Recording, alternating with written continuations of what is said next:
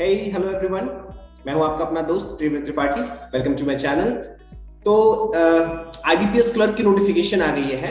तो आज का ये जो अपना वीडियो है आईबीपीएस क्लर्क को लेकर है। कुछ आपके बड़े कंफ्यूजन्स थे, मेरे पास काफी बच्चों के, आप लोगों के काफी मैसेजेस आए कि सर इन कंफ्यूजन्स हो रहे हैं सर कि आईबीपीएस क्लर्क की सर फॉर्म की फिलिंग डेट क्या है, और सबसे बड़ा जो इशू है वो कंप्यूटर सर्टिफिकेट को लेकर, जिस पर आईबीपीएस क्लर्क ने एक नया इशू रेज किया है कि कंप्यूटर सर्टिफिकेट का होना काफी जरूरी है। तो एक बार हम उस पर बात करेंगे कि कंप्यूटर सर्टिफिकेट का मतलब क्या होता है, और अगर किसी के पास नहीं है तो उसको कैसे हम सॉल्व करें और कैसे हम उस चीज से निपटे। तो सबसे पहले 7 अक्टूबर से दोबारा से आईबीपीएस क्लर्क की फॉर्म फिलिंग शुरू हो गई है। इसका लास्ट डेट 27 अक्टूबर है। कुछ डिटेल्स मैं आपके साथ शेयर कर देता हूं, है ना। फॉर्म फिलिंग की डेट जो है 6 अक्टूबर से शुरू की गई है।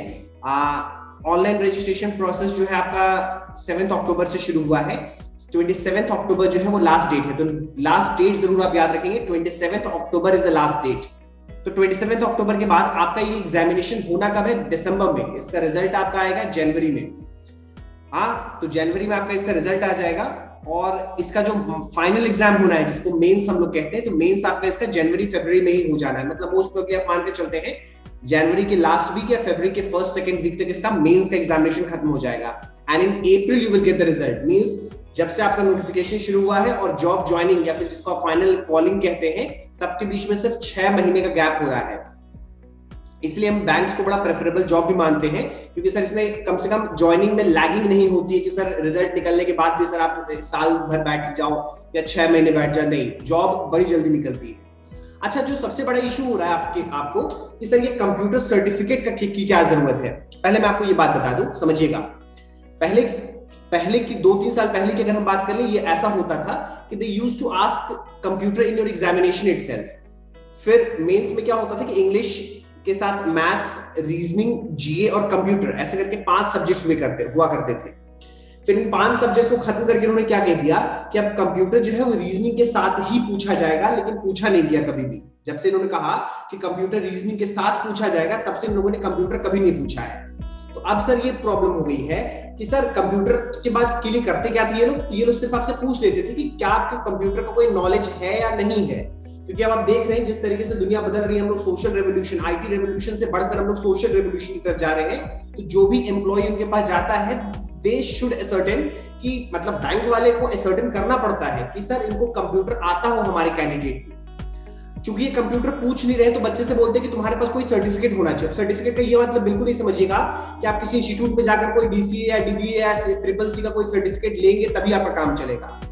आपको 10th 12th ग्रेजुएशन या कभी भी अपने पूरे एजुकेशन में कभी भी आपने कंप्यूटर पढ़ा है, दैट इज ओके।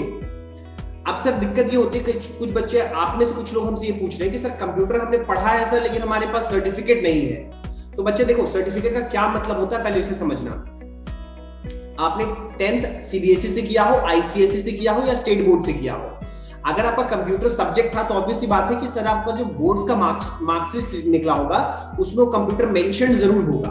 तो that is more than enough, वो आपके लिए इनफ है। आपको उसके बाद कोई जरूरत नहीं है, चाहे वो 10th हो 12th हो। ग्रेजुएशन में अगर आपने इंजीनियरिंग कर रखा है, दैट इज ओके। अगर आपने इंजीनियरिंग के अलावा, क्योंकि इंजीनियरिंग में जब आप फर्स्ट सेम में जाते हो तो वहां पर भी आप कंप्यूटर आपका एक एसेंशियल सब्जेक्ट होता है। उसके अलावा अगर किसी ने आईटी कर रखा हो, कंप्यूटर साइंस कर रखा हो, दैट इज ओके। अगर आपने इंजीनियरिंग छोड़ के बीसीए कर रखा हो, एमसीए कर रखा हो, कुछ ऐसा जहां पर आपके डिग्री में ही, चाहे फर्स्ट सेकंड थर्ड किसी भी सेमेस्टर में, किसी भी ईयर में अगर कंप्यूटर मेंशन था, तो दैट इज ओके। अब उसकी ज्यादा आपको जरूरत नहीं है।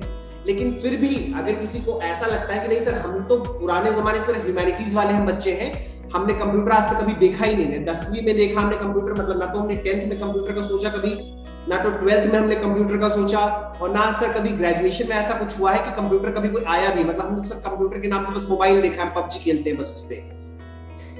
तो आप कंप्यूटर बड़े अच्छे से जानते हो, लेकिन हाँ आपके पास कोई सर्टिफिकेट नहीं है। तो do not worry about that. ये भी नहीं कि सर आपको इंस्टीट्यूट जाके ज्वाइन करना है, वहां पे you have to pay the fees और you have to give that examination. No, I will make a separate video on that.